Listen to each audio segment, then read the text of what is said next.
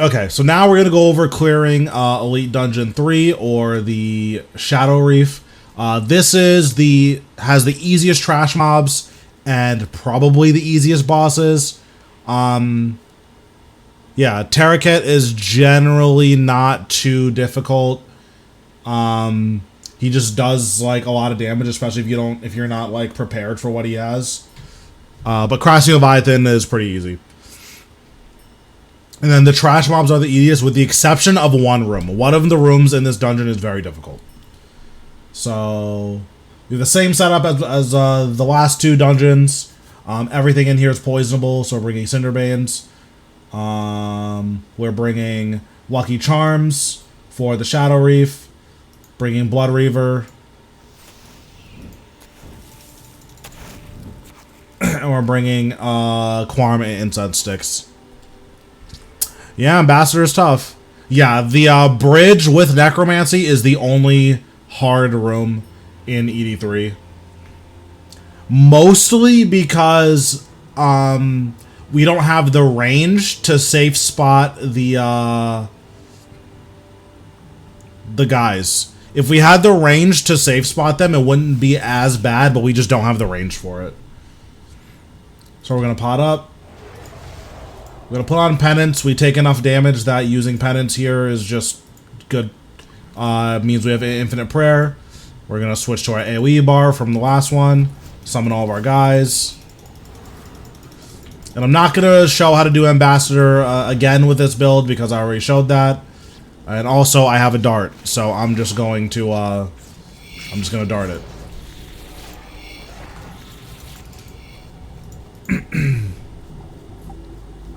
Yeah, bridge isn't like that bad, it's just the worst room.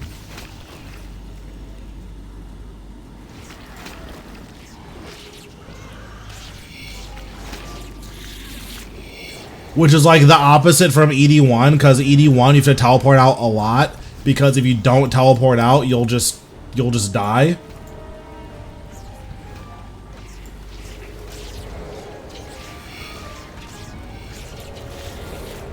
So I have to kill everything in the first section, everything in the second section, everything in the third section.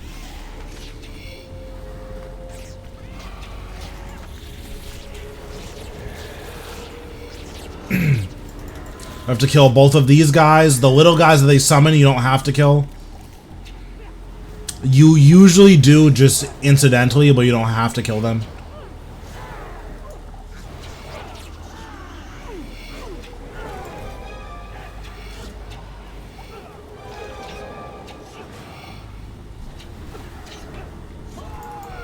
So here we need to kill these two Crassian scouts and these two zealots. Nothing else has to die in this room.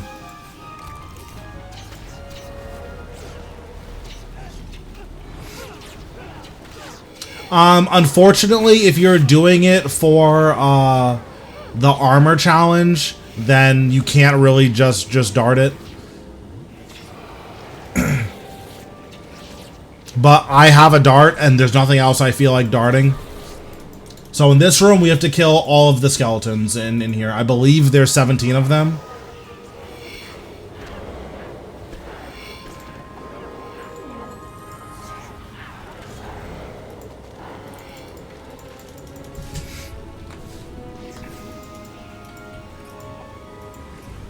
Or maybe, I meant to say 14, I said 17. I think it's actually 12, which is fine.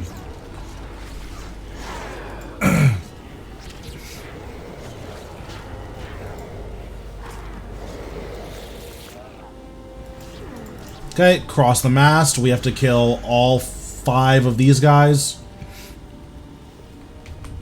This armored guy at the end is the toughest one, so I usually just go up to him. The other ones will just walk up to you, so you don't have to.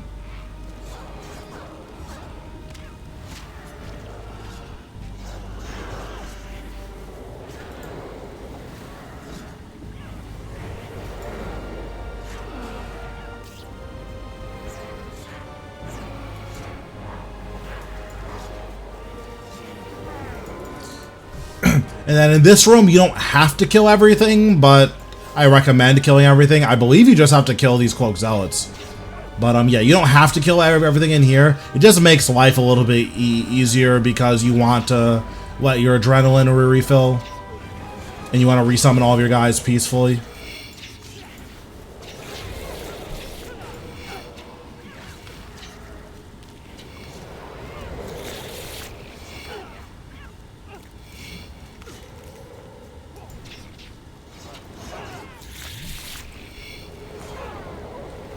Yeah, the horrors do the most damage, and it's like not close. Nice, I'm glad to hear you got him. Zuck is definitely a pretty big step up from a lot of bosses. So here we're going to switch back to our bossing bar. We're just going to wait for our adrenaline to fill up. We're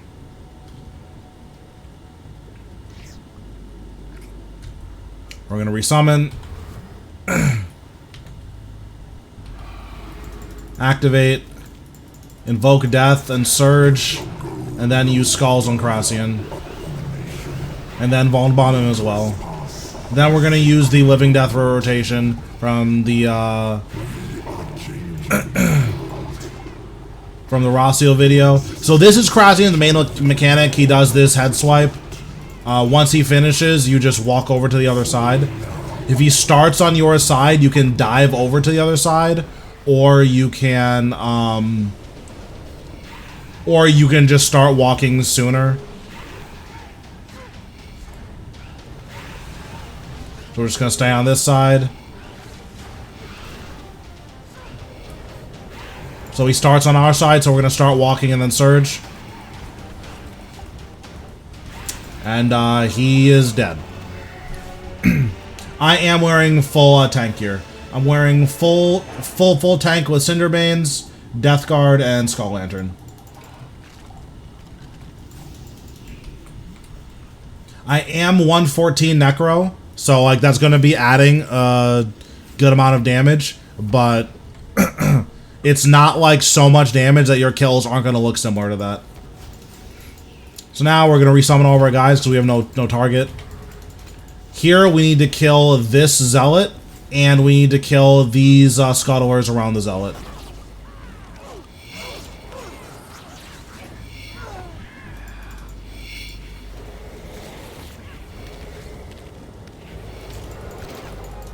This room, we need to kill all of these guys.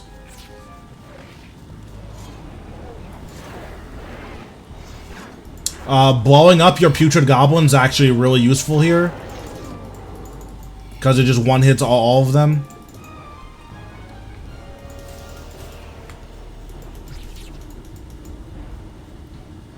That's the only room I really recommend blowing up your Putrid Goblin.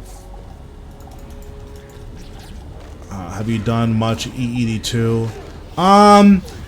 Honestly, it seems really simple. Especially once you get the high-end gear, like... I just got a PB at, oh, so we kill everything in that room. You need to kill one of these Necromancers, then you need to kill these three guys. But, for ED2, like, I think it's really good. The mobs aren't close enough together for using Scythe to feel, like, super good. But Threads is a lot better in ED2 than it is in ED1. And in ED3, honestly. There's just not that many rooms where you want to use Threads. There's basically, I think a bridge room is the only room where you, like, want to use Threads in ED3. So we'll kill all these three guys and walk in. So the way we deal with this room is we walk all the way to the back. We're going to kill this one Necromancer and this one Necromancer. And then we're going to hit the artifacts inside the rooms that they unlock. There are a lot of enemies in here, so you kind of want to do this quickly and not really spend too much time, like, messing around.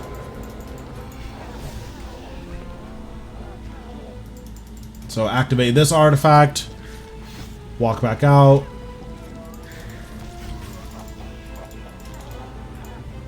Hit this guy.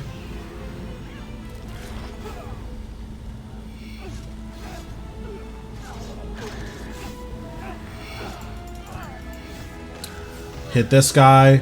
So this is the hardest room here. After we activate this, we're going to pray range.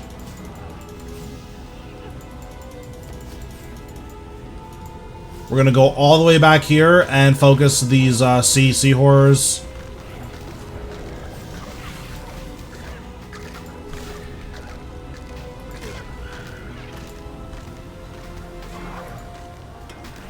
This is probably the only room where you're going to be eating food as well.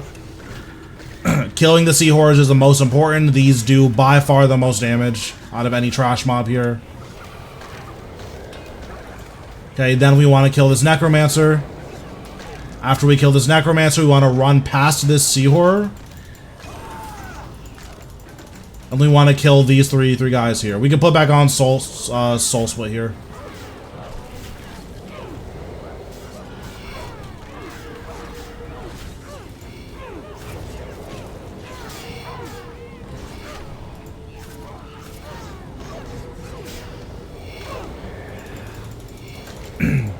So we'll walk past these guys. We're just going to teleport out, so we don't care about these guys.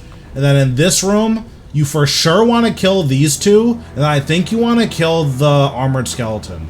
Or the huge skeleton. I'm not sure. You for sure have to kill these two necromancers, though.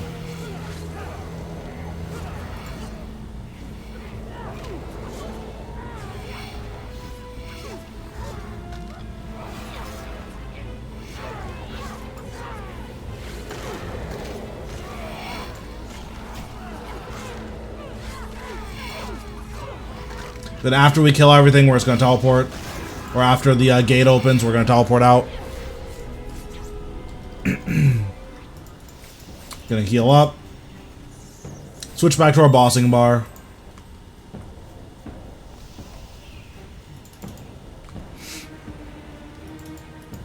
Refill our adrenaline.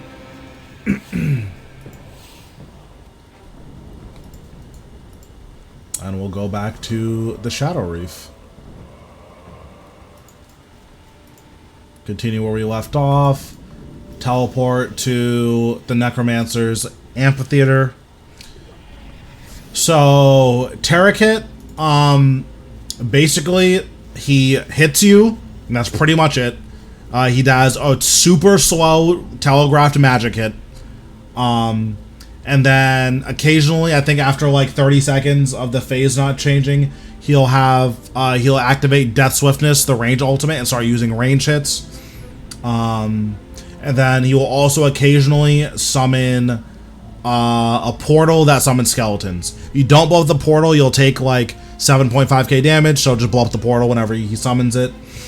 When you drop him to 200k health and to 100k health, he will, or no, when you drop him to 200k health once, he will summon a guy. Just kill the guy. There's no reason not to. It's slower than tanking it, but the damage will add up if you don't kill him.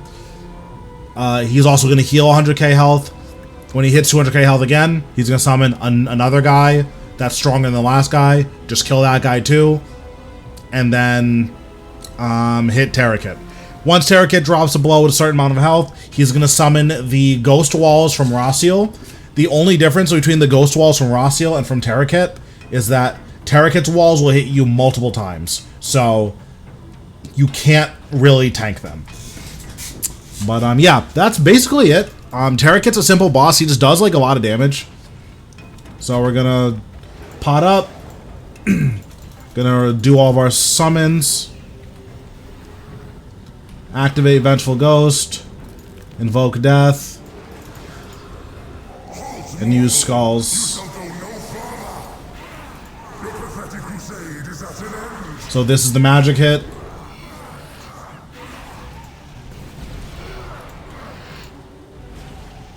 Use a Dren Pot. I do stream on Twitch.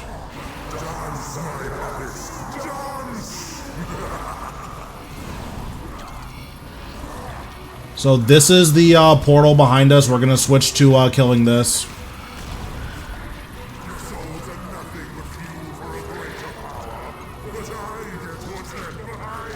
So now we're just going to kill these because Terrakit can't take damage while he's doing this. So now we're going to hit the bloated monstrosity.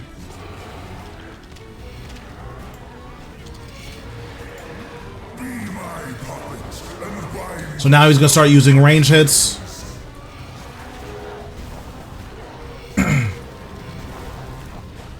Just gonna keep hitting the bloated monstrosity.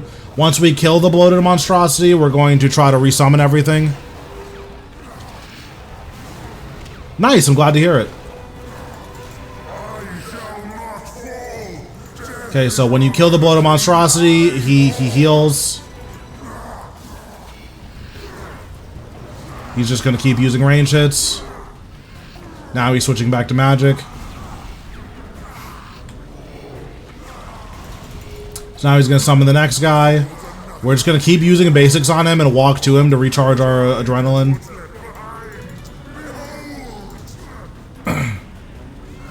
So now he's gonna summon the corpse carrier.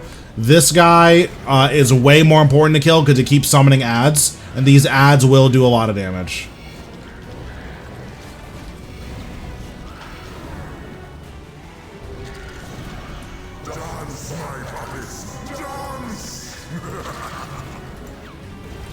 So we're gonna drop skulls on this portal.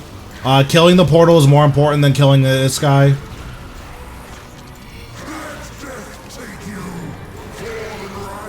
So here I'm gonna activate Blood Siphon because there's just a lot of guys here, like a lot of guys. Now if you'd like, you can switch to the AoE bar and just clear out these skeletons really quick. I think that's super reasonable. Okay, Terrakit will he kills all of them, and now we just kill Terrakit. We'll switch back to our bossing bar.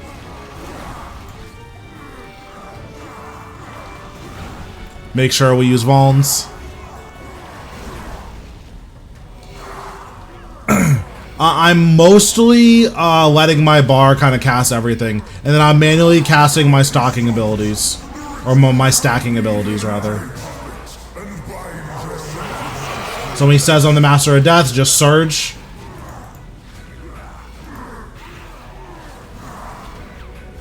He's gonna summon a second wall, surge again. And that's how you deal with that. And then just, you can let the bar do everything else. Perfect. So, switch back to our AoE bar.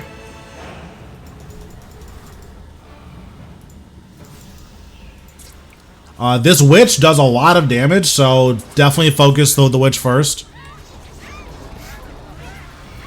Yeah, Terrakit's is also stronger than Rossiel's bar. Because Terrakit's can hit multiple times, Rossiel's can only hit once. So like, if you stand in Terrakit's thing, it's like kind of a disgusting amount of damage.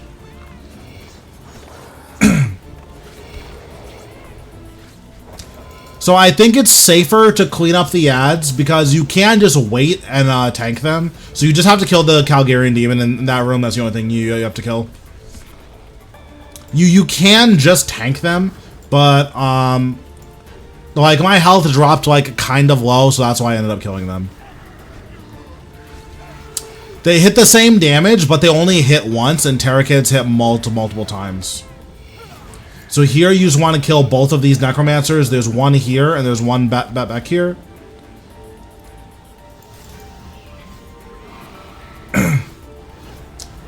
Yeah, I also think that Terrakits are typeless, or sorry, Terrakits are melee, and Rossiel's are typeless. So I believe you can devotion Terrakits. You should just dodge it because it's free, but I am pretty sure you can devotion Terrakit. Then you want to kill these two Necromancers. I'm pretty sure I said that already, but just in case I didn't. There's one here, and there's one here.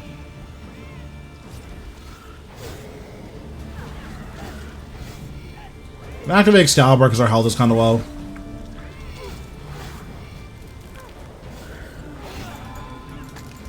Now just run past all these enemies and dive into the abyss.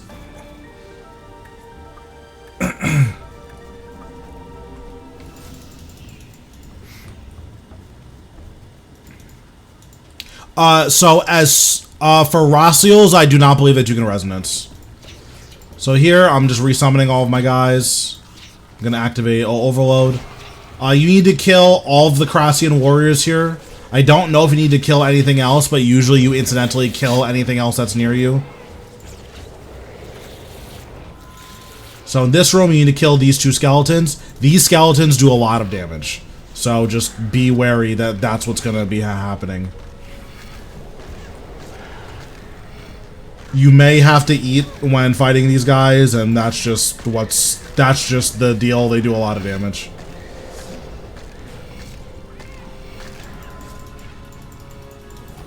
So here you need to kill everything in this room. It's 2 skeletons and a bunch of these guys. I like the blood siphon here. You just get a lot of healing, which is really nice for killing everything. And then we're just going to use all of our AoE abilities. This is a good room to use Threads of Fate if you'd like. I'm not going to. I just use Blood Siphon instead.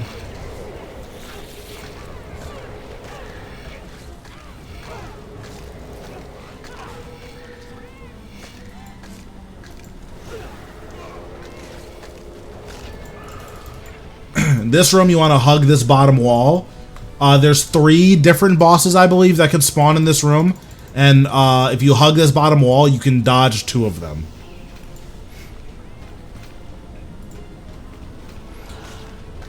So here you need to kill the 2 skeletons and the 2 scouts.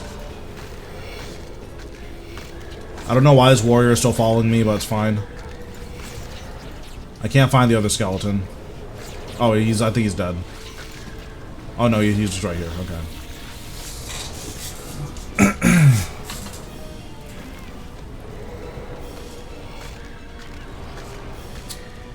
And then that is how you get to Ambassador, which you guys should already know how to kill. And if you don't know how to kill it, check out the guide. We do have a Death Touch dart, so I'm going to dart it. I'm not going to kill it again.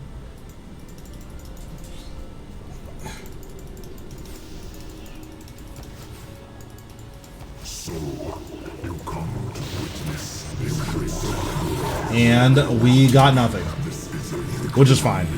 So if you do all 3 of the elite dungeons in a row, you get an elite chest. Occasionally you'll get an ultra elite chest, which is even more money.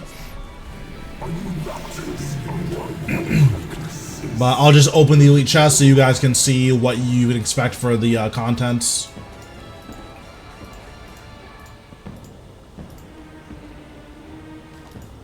I think this was a low roll. But yeah, we got an extra 3.3 mil for doing all 3 of them in a row.